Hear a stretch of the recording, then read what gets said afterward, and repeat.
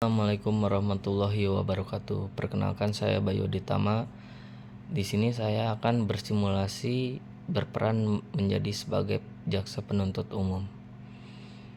Yang mulia majelis hakim, hadirin sekalian yang saya hormati, saya jaksa penuntut umum pada hari ini akan membacakan surat tuntutan terhadap terdakwa Ayam dalam perkara tindak pidana pembunuhan berencana terhadap korban bebek, mahasiswa Universitas Bumi. Terdakwa bernama Ayam, umur 23 tahun, mahasiswa program studi Bahasa Sanskerta Fakultas Ilmu Pengetahuan Budaya Universitas Bumi, beralamat di Bandar Lampung. Yang mulia, berdasarkan fakta persidangan, terungkap bahwa pada 2 Februari 2024 korban bebek ditemukan meninggal dunia di kamar indekosnya.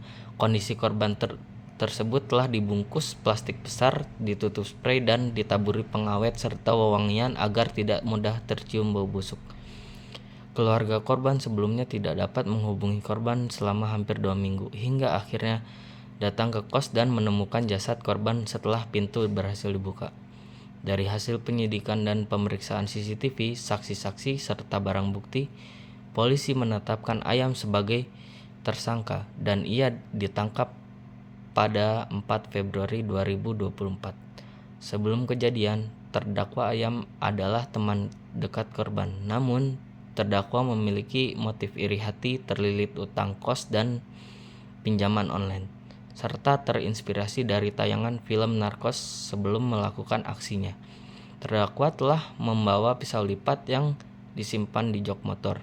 Setelah bertemu korban di dalam kamar kos dan berpura-pura hendak pulang, terdakwa langsung mengeluarkan pisau dari saku celananya dan menusuk korban secara berulang di bagian leher dan dada.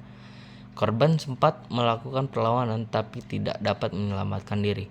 Setelah korban meninggal dunia, terdakwa mengambil laptop, MacBook, dompet, dan ponsel milik korban. Ia kemudian membungkus jasad korban agar tidak cepat membusuk, lalu meninggalkan lokasi seolah-olah tidak terjadi apa-apa. Yang mulia, perbuatan terdakwa telah memenuhi unsur pasal 340 KUHP tentang pembunuhan berencana yang terdiri dari 1. Barang siapa terbukti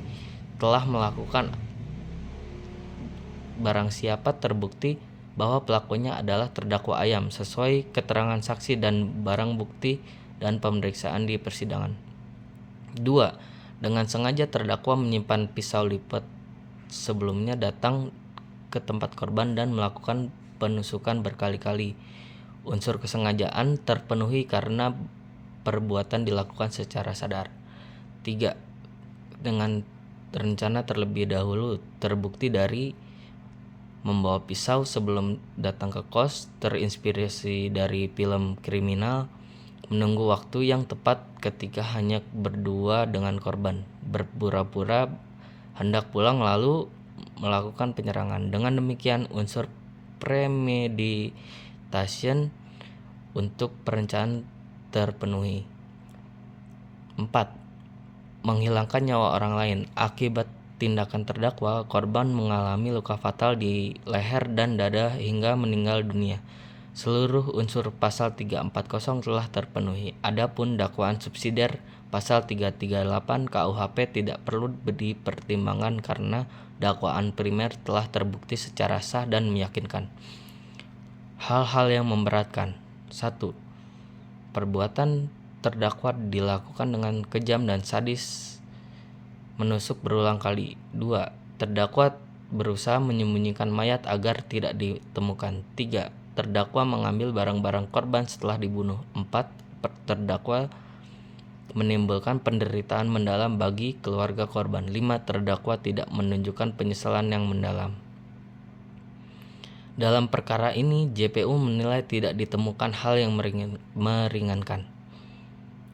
Dengan mempertimbangkan seluruh fakta persidangan, analis hukum, serta hal-hal yang memberatkan dan tidak adanya hal yang meringankan, maka jaksa penuntut umum menuntut 1. Menyatakan terdakwa Ayam telah terbukti secara sah dan meyakinkan bersalah melakukan tindak pidana pembunuhan berencana sebagaimana dimaksud dalam pasal 340 KUHP. 2. Menjatuhkan pidana penjara seumur hidup kepada terdakwa Ayam. 3. Menetapkan barang bukti berupa 1 buah pisau lipat, 1 unit laptop MacBook, 1 buah dompet, 1 unit ponsel, dan plastik besar spray pengawet dan wewangian dirampas dan dimusnahkan. 4. Membebankan biaya perkara terhadap terdakwa. Yang Mulia Majelis Hakim, demikian surat tuntutan ini saya sampaikan. Semoga Majelis Hakim berkenan memberikan putusan yang seadil-adilnya, hukum dan nurani. Terima kasih. Wassalamualaikum warahmatullahi wabarakatuh.